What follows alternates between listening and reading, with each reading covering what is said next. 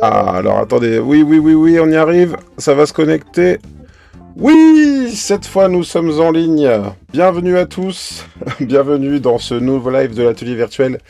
L'atelier virtuel, c'est un atelier qu'on a fondé il y a quelques années, fondé par plusieurs auteurs qui sont présents aujourd'hui dans le live. Et aujourd'hui, on vous propose un événement spécial puisque on a 4 de ces auteurs qui sont en dédicace en ce moment même. Certains le voient déjà à l'image en ce moment. Nous avons donc Denis Bajram, Alexis Santenac, Brice Cossu et Johan Guillot qui sont à eux 4 l'équipe graphique de la BD Goldorak et qui sont en dédicace. Est-ce qu'il y a eu un avant et un après Goldorak pour toi, Denis? Non, pas rien changé à ma vie. Réellement, hein, j'ai la chance d'avoir une carrière en BD qui me permettait de pas trop me poser de questions déjà avant. Il y a un énorme plaisir pendant le feu de Goldorak avec les copains. Il y a un très gros plaisir avec le public que j'ai peut-être pas eu aussi simplement dans ma carrière de BD parce que c'est pas un public BD, c'est bien un public de fans beaucoup moins, comment dire ça gentiment, beaucoup moins pris dans les mauvaises habitudes des festivals de BD. Voilà, gentiment dit. D'accord. Alors, Alexis, Brice, est-ce que le Goldorak vous a ouvert de nouveaux horizons en matière de bande dessinée? Est-ce qu'il y a eu un avant, un après? Surtout en matière de travail collectif. Alexis, d'abord. Moi, il n'y a pas d'avant et d'après travail collectif, parce qu'en fait, on faisait déjà des travaux collectifs avant Goldorak, surtout Brice et moi. La seule différence, c'est que ça nous a fait une belle vitrine, parce que comme c'est Goldorak, ça a été mis en avant, les gens ont vu, et en fait, les gens ont découvert qu'on faisait ça, mais en fait, on le faisait déjà avant, et on a remis le couvert derrière, et on n'est pas prêt de s'arrêter, parce qu'en fait, le travail en équipe, ça nourrit aussi notre travail personnel, et les deux ont des plaisirs bien différents. Je ne sais pas comment tu le ressens, toi, mais... Et toi, Brice? Je ressens bien ce que dit Alexis. Et il y a surtout le truc qui est quand même ultra spécifique avec ce bouquin, c'est que comme on a travaillé à trois, il y a eu des exigences de travail sur le dessin, des exigences sur les plans, ça n'a rien laissé passer. Et à cause de ça, du coup, je perds beaucoup de temps maintenant sur mes pages pour essayer de faire quelque chose de bien. Voilà. C'est vrai, et c'est la faute de Denis. La question que je me posais, c'est on a le sentiment que en faisant leur propre version de Goldorak, leur propre suite, ils avaient tenté on va dire, d'imposer leur style, c'est-à-dire ils n'avaient pas essayé de singer le style d'animé de l'époque. Est-ce qu'ils ont le sentiment que les lecteurs qu'ils ont en dédicace sont restés? Alors, les fans qu'on voit là, oui, ils adorent. Ils sont très contents qu'on ait fait tout ça. Après, on sait qu'il y a eu quelques râleurs, hein, inévitablement, qui auraient voulu que ce soit dans le canon exact des années 70. Mais nous, on les a pas vus, donc en fait, on se porte très bien sans eux. J'allais dire, s'ils veulent vraiment avoir du Goldorak original, qu'ils regardent les épisodes encore une fois, ils sont très bien. Hein.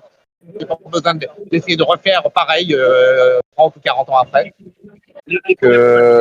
Autant Goldorak c'est différent parce que c'est pas tellement le style de Gonagai, on est sur à la base un produit qui était destiné à l'animation avec plein de designers différents.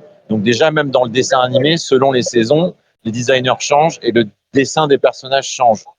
Quoi qu'il arrive, il faut vraiment en être capable parce qu'on a l'impression que c'est plus simple de copier graphiquement un style qui existe déjà, alors que pas du tout. Parce qu'il faut réellement comprendre, il faut s'approprier la sensibilité du designer.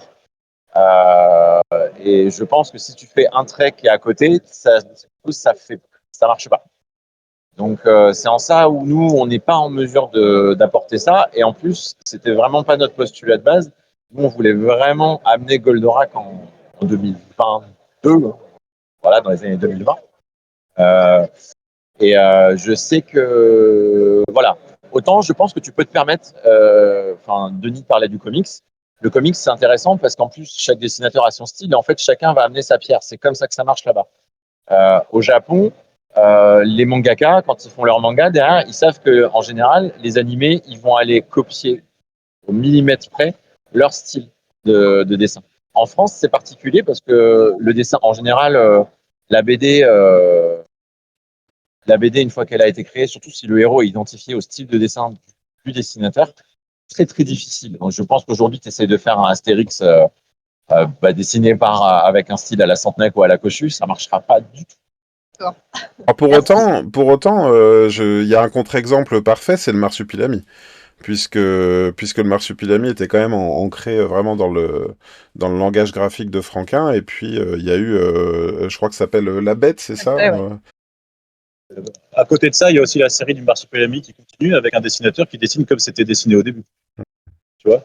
Et en fait, ce qui est assez rigolo dans le. Voilà. Je trouve, moi, dans le paysage BD franco-belge, c'est que le lectorat crie haro sur le baudet quand un auteur reprend une série. S'ils ne se font pas dans le style du dessinateur original, par contre, ils l'acceptent très bien quand on fait des one-shots.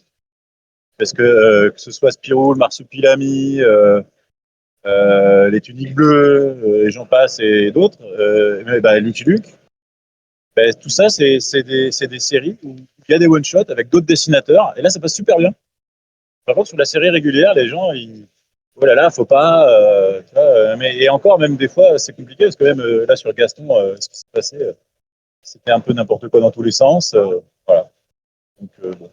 Moi, je dis que la meilleure idée, c'est de laisser les héros de papier là où ils sont quand l'auteur de base n'est plus là, et puis créons des personnages originaux, comme Franck, par exemple, qui est arrivé, et ça serait pas mal. Et comme ça, peut-être qu'on arriverait à switcher un petit peu plus sur le lectorat si on laissait tomber aussi un petit peu les vieux héros. Après, faire un one-shot et tout, c'est cool, mais c'est régulière, faut les laisser.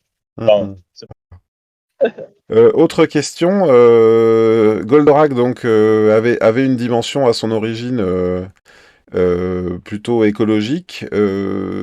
Est-ce que à quel carburant fonctionne Goldorak? Question de Oh, merde. vaste question. Alors, je vais faire un tour de table. Alors, selon vous, quel est le carburant qui fait fonctionner Goldorak? L'amour.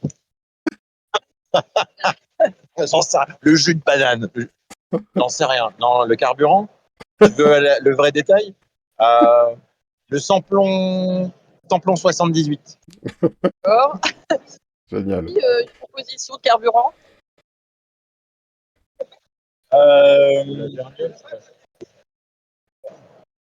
Non, moi, je pense qu'il fonctionne au rayon du soleil et de la lune. C'est que du soleil, il peut pas la nuit, donc c'est nul. Alors que là, c'est beau, tu vois. Ah, on a le soleil et la lune, très bien. Mhm. Denis, une idée du carburant de Goldorak? Ah bah, il y a plusieurs hypothèses. Nous, on l'a fait tourner au lasernium, je crois. Mais il y a, on va dire qu'il se recharge grâce à l'énergie solaire, il peut se régénérer comme ça en lasernium. Mais comme il veut devenir écolo, il est en train de passer à l'hydrogène. Très bien. Johan, une dernière proposition pour le carburant de Goldorak? Pour le carburant de Goldorak, comment ça? Oui. Alors, normalement, il fonctionne à l'énergie solaire, Goldorak. Mais bon, nous, on lui a mis un petit réservoir. Voilà. On sait jamais. Si le soleil tombe en rade, on sait jamais, ça peut servir. Voilà. Bah, comme quoi, Anaïs, tu vois, j'ai l'impression que c'est en posant la question la plus con qu'on a eu la réponse de tout le monde. Tous ceux qui nous ont suivis en commentaire, merci. Thibaut vous dit bravo Valérie, bravo Anaïs. Merci, bravo Greg aussi. Bah, merci beaucoup Thibaut. Bravo à toi. Bravo à tous. Vous avez été de formidables viewers et des formidables commentaires. Et je vous dis à très bientôt. Bye. Bye.